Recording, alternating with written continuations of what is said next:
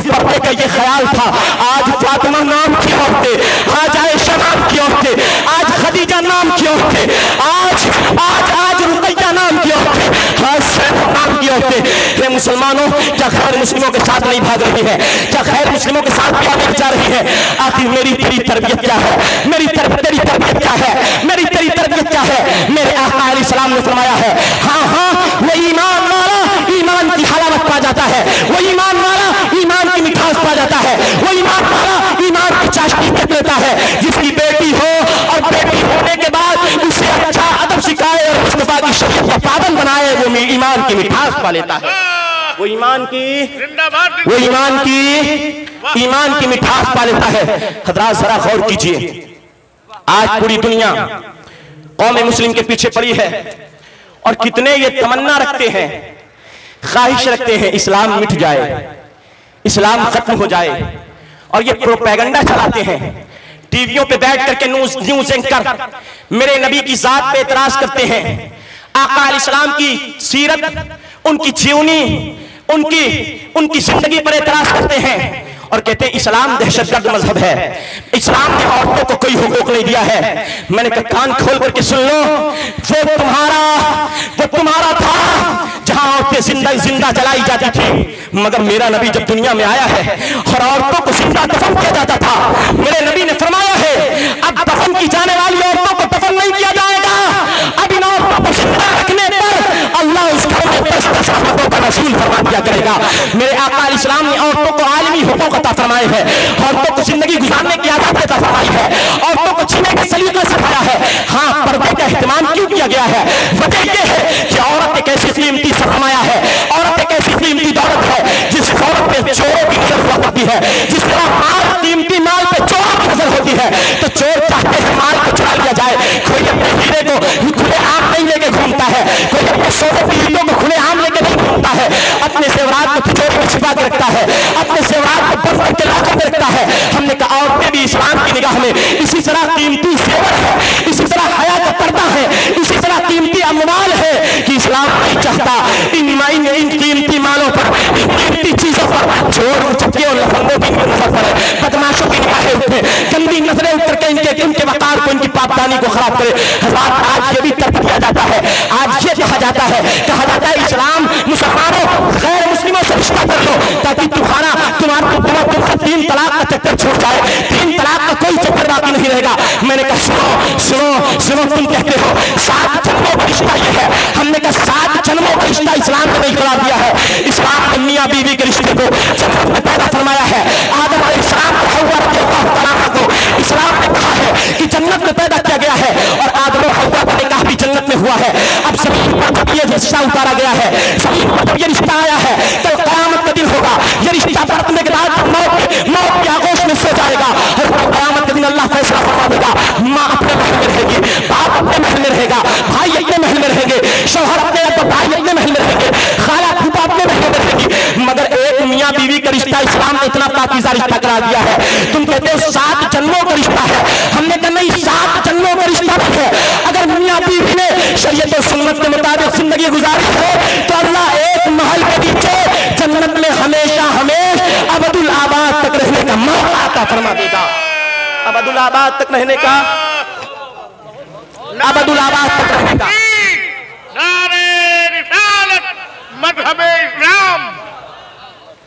हजरात 7 जन्मों का तुम्हारे यहां बंधन होगा, मतलब यह है 7 जन्म के बाद फिर रिश्ता टूट जाएगा। मगर इस्लाम ने कहा है अगर मियां और बीवी दोनों ने पवित्र काम किए हैं, अच्छे साफ सुथरे काम किए हैं, जिंदगी अच्छी तरीके से गुजारी है, तो इस्लाम कहता है अल्लाह ताला इन्हें जन्नत अता फरमाएगा।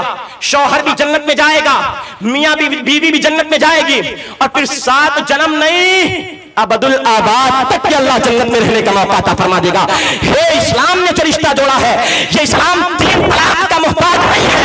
हाँ, इस्लाम ने 3 तलाक को इसलिए रखा है ताकि अगर मियां बीवी के दरमियान निबाह न हो सके, कोई औरत अपनी बीवी के, कोई औरत अपने शौहर के साथ जिंदगी न बसर कर सके और तमाम तदबीरों के बाद अगर एक दूसरे के साथ न रह सके तो हमारे मुल्क के बादशाह आजम की तरह उसे आधार पे न छोड़े।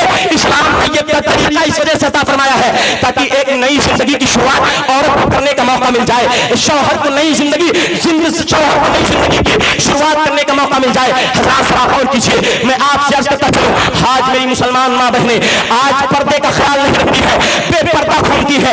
जरा गौर कीजिए, आओ अल्लाह के नबी अलैहिस्सलाम के सहारे चलते हैं। मेरे नबी की प्यारी बीवी है, नाम है सैयदा सौदा, नबी की प्यारी बीवी है, मोमिनों की माँ है। किसी ने जनाब सौदा से सवाल किया है, हे जनाब सौदा आप उम्रा करने नहीं जाती है, हे जनाब सौदा आप हज करने नहीं जाती है, और अज़वाज मुताहरात तो हज करने भी जाती है, और अज़वाज मुताहरात तो उम्रा करने भी जाती है, हे जनाब सौदा आप क्यों नहीं जाती है? तो जनाब सौदा कहती है, अल्लाह ने मुझ पे हज फर्ज किया था, मैंने नबी के साथ में फरीज़ा उतार दिया है। अल्लाह ने मुझ पर उम्रा को सुन्नत फरमाया था, मैंने मुस्तफा के साथ में सुन्नत भी अदा कर ली है। अब अल्लाह ने हुक्म फरमाया है, हे मुसलमान औरतों अपने घरों में ठहरी रहो। तो जनाब सौदा कहती है, अब सौदा किसी और मकसद के लिए घर से नहीं निकलेगी, अब सौदा हया के साथ घर में रहेगी। अब निकलेगा तो सौदा का जनाजा निकलेगा, अब निकलेगा तो सौदा का जनाजा निकलेगा, अब निकलेगा तो सौदा की मैयत निकलेगी। हज़रात ज़रा गौर कीजिए, ये मुसलमान ख़वातीन थी, ये इस्लाम की शहज़ादा थी, ये इस्लाम की माँ, इस्लामी मुसलमानों की माएँ थी कि जिनके पर्दा और हया का यह आलम था।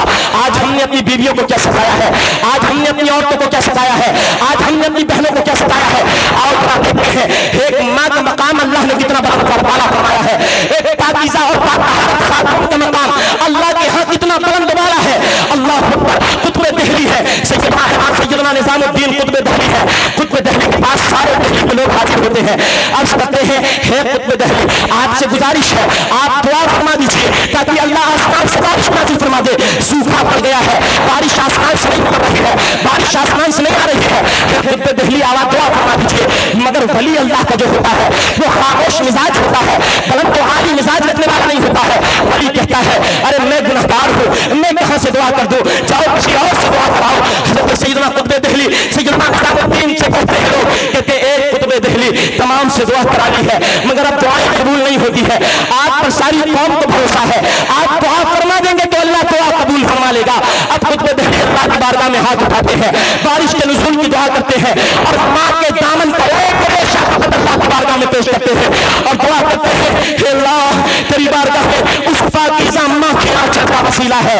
हे अल्लाह जिस माँ के आंचल को कभी खैर महरम नहीं देखा है, हे अल्लाह जिस माँ के आंचल पे कभी खैर महरम की खैर मर्द की निगाह नहीं पड़ी है, हे अल्लाह इस माँ के आंचल के सबसे आसमान से बारिश नाज़िल फरमा दे।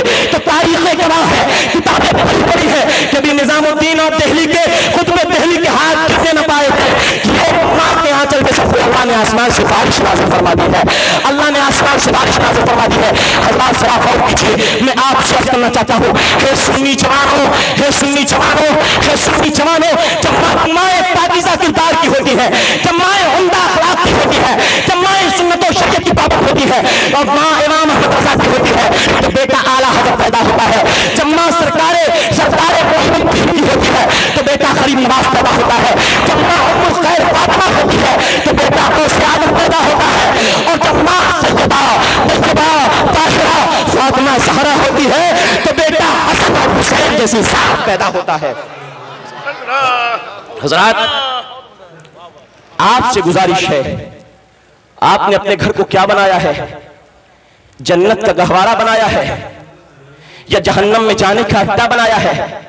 सुन्नी जवान आपसे गुजारिश करता चलूं, ऐ सुन्नी जवान आपकी तवज्जो चाहता हूं और आपसे कहना चाहता हूं, सुन्नी जवान, सुन्नी जवान, सुन्नी जवान, आज हमारी माँ और बहनें इस तरह से जरा सी मोहब्बत में दुनिया के इश्क में गिरफ्तार होकर के आज मुसलमान मर्द किसी काफिरा से निकाह कर ले या मुसलमान औरत किसी काफिर किसी अहले कुफ्र बलालत से निकाह कर ले, क्या शरीयत इसकी इजाजत देती है? नहीं देती है, नहीं देती है।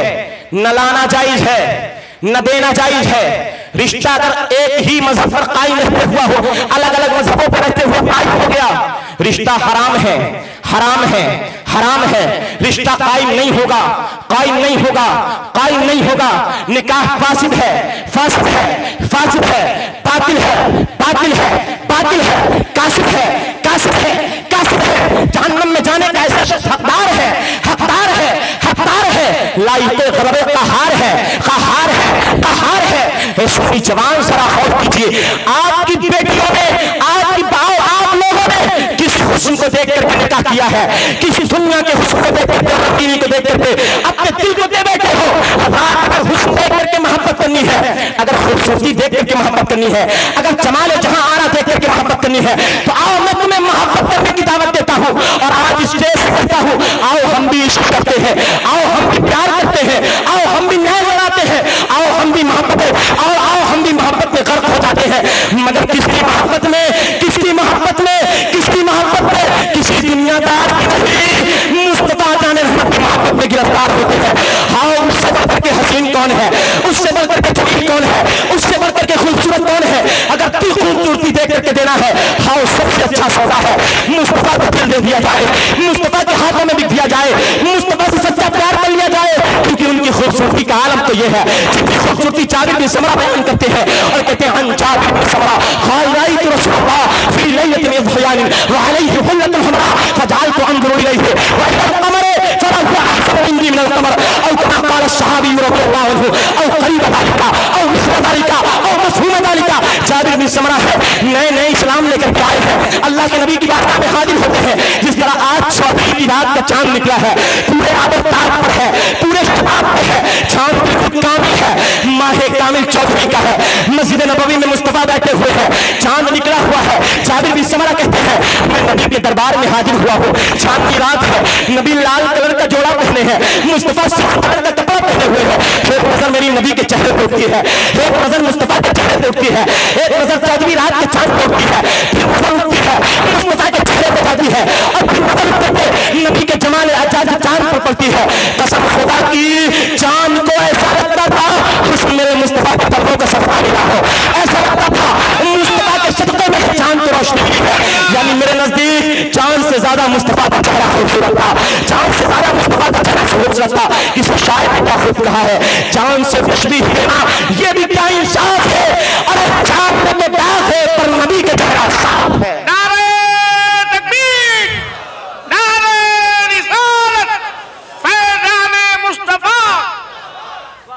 हज़रात, हे मेरी माँ बहनों, अगर प्यार करना है, मोहब्बत करनी है, तो उस हुस्ने कामिल से की जाए जिस हुस्ने कामिल के बारे में मेरे आला हज़रत यूं लबकुशा है। वो कमाल हुस्ने हुजूर है कि गुमाने नक्शे जहां नहीं, यही धूल खार से दूर है, यही शमा है धुआं नहीं। आला हज़रत क्यों फरमाते हैं, करूं मधे अहले तो अल्लाह उसी नान पारा से हो, जिस नान पारा को आला हज़रत ने उलट करके मशहूर फरमा दिया है।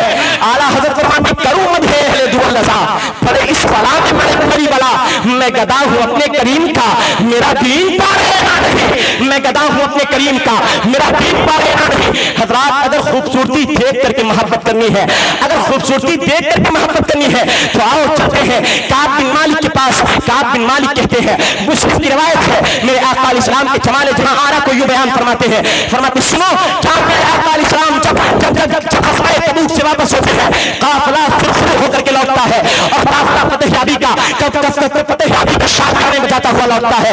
मेरे आका सहाबा के छोटे में चौथी रात के चांद की तरह आराम फरमा है।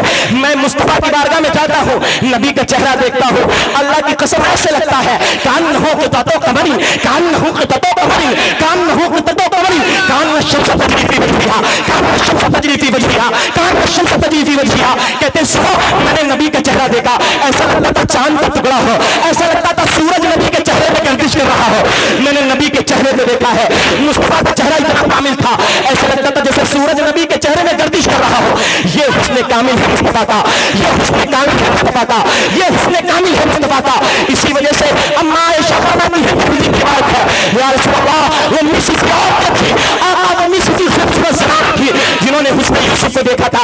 आका अपनी टांग अपनी उंगलियों को काट दिया था, मगर या रसूल अल्लाह, अगर वो मिस्र की औरतें हाथ के जमाने जहां आरा को देख लेती, आका अपनी उंगलियों को काटती, अपने दिलों को चीर करके आज की बारगाह में पेश फरमा देती। आका अलैहिस्सलाम की बारगाह में किसी शायर ने क्या खूब कहा है, बल्कि बरेली की रजा, अच्छे रजा, प्यारे रजा, हम सबके रजा, इमाम अहमद रजा, सच्चे आशिक रजा ने फरमाया है। क्या फरमाया है? आला हज़रत फरमाते हैं या रसूल अल्लाह, या रसूल अल्लाह, या रसूल अल्लाह, वहां तो उंगलियां कटी थी। आका आज का दरबार तो ये है, हुस्न यूसुफ ने कटी, मिस्र में पुश्ते समा सर कटाते हैं तेरे रसूलुल्लाह। नारे तकबीर, नारे रिसालत, तालीमाते आला हजरत फैजाने मखदूम अशरफ, शहजाद गाने मखदूम अशरफ, अशरफी कमेटी। हे बेपर्दा रहने वाली माँ बहनों, हे बेपर्दा घूमने वाले मर्द औरतों, हाँ कुरान क्या कहता है तुमसे? कुरान कहता है कुल लिल मुमिनीना यग़ुद्दू मिन अबसारिहिम व यहफ़ज़ू फुरूजहुम ज़ालिका अज़का लहुम वल्लाहु ख़बीरुम बिमा तस्नऊन। कुरान कहता है हे मुसलमान, ए नबी, मुसलमान मर्दों से कह दीजिए, ये मुसलमान मर्द अपनी निगाहों को नीचे करके चला करे, अपनी शर्मगाहों की हिफाजत किया करे, क्योंकि ये इनके लिए ज़्यादा सुथरा है और अल्लाह इनके करतूतों से खबर नहीं है। तुम क्या समझते हो? तुमने किसी गैर की औरत को छेड़ा है, किसी गैर की माँ बहन को छेड़ा है, तुमने किसी गैर की माँ बहन को निकाल पाई है। तो मुस्तफा फरमाते हैं हाँ आंख का ज़िना देखना है, आंख का ज़िना देखना है, आंख का ज़िना देखना है। एक मर्तबा अगर गैर महरम की तरफ आपके निगाह उठाने से पहले एक मर्तबा सोच लो, कहीं ऐसा ना हो मालिक जहन्नम जहन्नम हजरत मालिक अलैहिस्सलाम तुम्हारी निगाहों में आग की सलाइयां फेर दे और तुम्हारी निगाहें फूट जाए। एक बार गौर कर लो, जहन्नम के जवाब को तुम कैसे झेल सकते हो? हुस्न कामिल देख करके अगर खूबसूरती देख करके अगर प्यार करना है, अगर खूबसूरती देख करके किसी से इश्क करना है, हाँ नबी की बारगाह में चलते हैं। ये तो नबी के खुशी का आलम था। जब नबी खुश होते हैं तो सहाबा भी यूं बयान फरमाते हैं जैसे लगता चौदहवीं रात का छठा, चौदहवीं रात को मुस्तफा का सदका मिला हो। कभी साहब कहते हैं चांद का टुकड़ा हो, कभी साहब कहते हैं सूरज नबी के चेहरे में डोल रहा हो। मगर अगर नबी नाराज हो जाए, नबी आलमे जलाल में हो जाए, नबी थोड़ा खैज़ो गज़ब में हो जाए और नबी के चेहरे पे साहब कहते हैं एक रग मुबारक थी मुस्तफा के माथे पे, एक रग थी जो रग नबी की नाराजगी पे फड़कने लगती थी, इस तरह से चलने लगती थी। सहाबा जान जाते थे नबी नाराज है, नबी के जलाल में वो रोग वाली रग ये फड़कने लगती थी। सहाबा कहते हम डर जाते थे, घुटनों पे बैठ जाते थे, मगर नबी के चेहरा आलमे जलाल नबी इतना खूबसूरत हो जाता था, ऐसा लगता था जैसे अनार के दाने निचोड़ करके मुस्तफा के चेहरे पे रख दिए गए हों। इतना लाल नबी का चेहरा हो जाता था, इतना हसीन मुस्तफा का चेहरा हो जाता था। आला हज़रत फरमाते हैं लल फूल महल फूल सफल फूल मदन फूल। आला हज़रत फरमाते हैं वल्लाह जो मिल जाए मेरे दिल का पसीना मांगे न कभी, जब आप मांगे न कभी चाहे फूल। आला हज़रत फरमाते हैं वो कमाल हुस्न हुजूर है कि गुमाने नक्शे जहां नहीं, यही फूल खास से दूर है, यही शाह की दुआ नहीं। आओ मुस्तफा जान इस्लाम के दीवाना, आओ मैं तुम्हारी तवज्जो को करीब करना चाहता हूं। मुसलमान औरतों भी कान खोल करके सुन ले, कुरान ने इनसे भी कहा है कुल लिल मुमिनात यग़ुद्दना मिन अब्सारिहिन्ना व यहफ़ज़ना फुरूजहुन्ना। कुरान कहता है इन औरतों से कह दीजिए ये अपनी निगाहों को नीचे रख के चला करें। ऐसा नहीं है कि औरतें अगर नकाब में है तो जिस मर्द को चाहे उस मर्द को देखें, नहीं।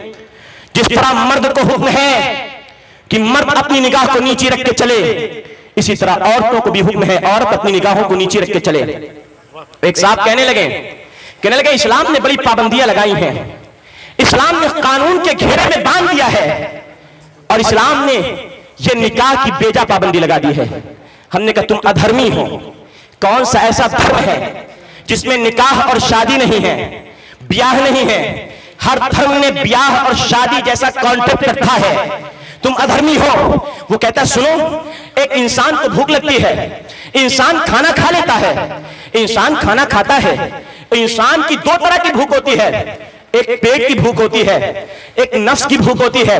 जब इंसान को पेट की भूख लगती है तो इंसान अपनी पेट की भूख को पूरा करके खाना रखा हुआ होता है खा लेता है। इसी तरह जब इंसान को नफ्स की भूख लगती है तो इंसान किसी से भी सेक्सुअल रिश्ता कायम कर सकता है, किसी से भी नाजायज ताल्लुकात कायम कर सकता है, इंसान उस भूख को भी मिटा सकता है। मैंने कहा ए अक्ल के अंधे, तूने अपनी अक्ल तो लगाई है मगर कामिल नहीं लगाई है। जरा से और गौर कर ले, अगर इंसान के पेट को भूख लगती है तो क्या इंसान को हक पहुंचता है कि भूख इसको लगे और पड़ोस का खाना छीन करके खा ले, भूख इसको लगे और पड़ोस के घर की पतीली निकाल के खा ले। इंसान को भूख लगे किसी और के लुकमे फेंक के किसी और के लुकमे को छीन ले और मुंह का निकाल निकाल ले। नहीं, जिस तरह इंसान को भूख लगती है तो अपनी कमाई हुई गाढ़ी कमाई का लुकमा खाता है, अपनी बनाई हुई मेहनत की रोजी रोटी खाता है। इसी तरह अल्लाह ने एक कानून बनाया है, जब इंसान को नफ्स